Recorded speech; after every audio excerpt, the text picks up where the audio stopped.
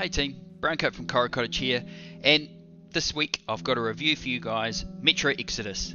Big thanks to Deep Silver for providing us with a review code, and before we go any further, let's just dig into it.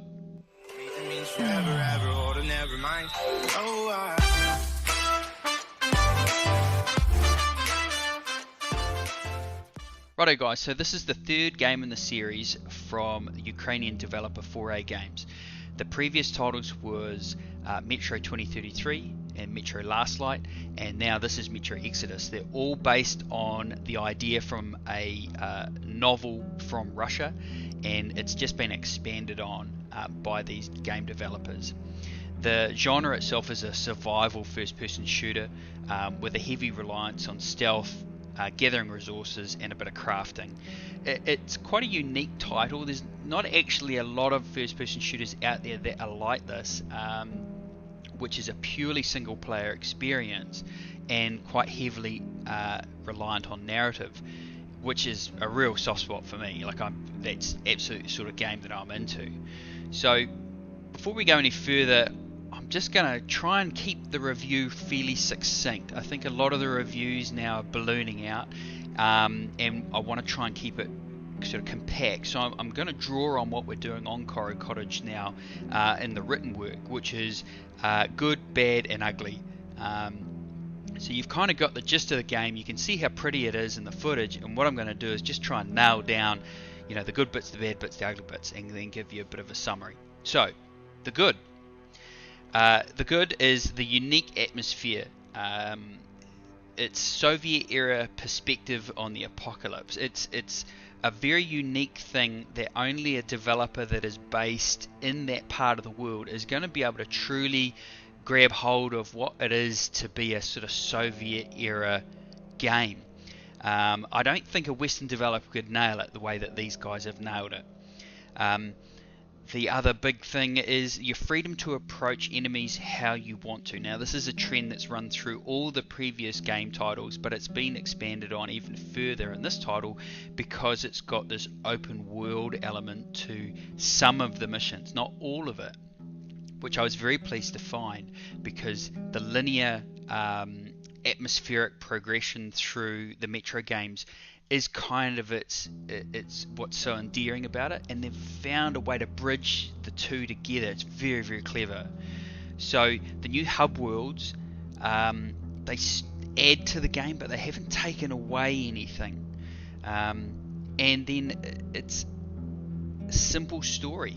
It really is a very, very simple story. Let's get the F out of Moscow because it's not good, and then it just kind of progresses from there, and you see the family feel within the story build, and you get a real appreciation, probably more than the previous titles, for this little group of people. So it's got very similar, easy story to follow, nice emotional beats that are easy to hang your hat on as you go through the story. Okay, so good overall, that's what I think. The gunplay is good, the crafting is clever, and it gives you the tools to attack how you want to attack. So bad. Look, bad is not overly bad. It's just a few little bits and pieces. So the audio glitches in the game rip you out of the experience now and again. You'll get a weird enemy noise that'll clip in and clip out because you must be just bordering on the edge of wherever those audio boundaries were set when the game was being designed. You've got the AI for some of the enemies hasn't really been advanced since the previous titles. It still relies heavily on stealth, and it's pretty easy to play with that system to get it to work for you. And then the English voiceover is a bit hit or miss. Now, I'm a big fan of these games. I prefer to play them in Russian, and you get it just feels more real. You got to work your way through the subtitles. That's up to you. But the English VO, some of it's really, really good, and then some of it is really bad. And then ugly.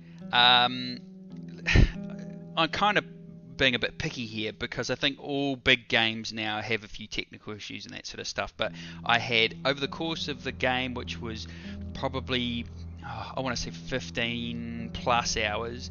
I had 2 hard crashes, and the loading times, particularly in the open worlds or the large hub area worlds, are painfully long, like minutes long.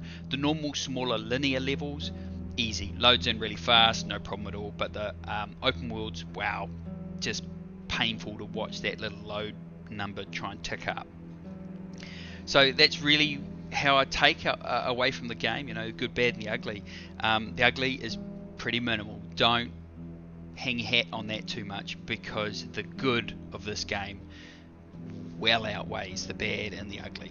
Okay, if I was to try and sum it up, I would say this is a gem of a game. It is a unique title.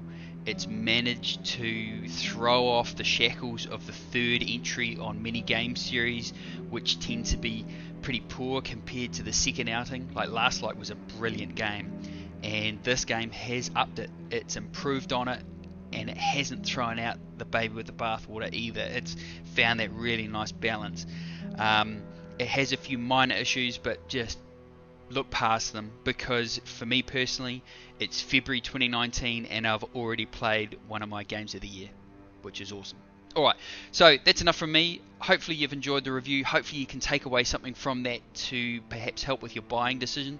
But from me, it's a goodbye, and remember to check out Koru-Cottage.com for any other coverage. Thanks, bye.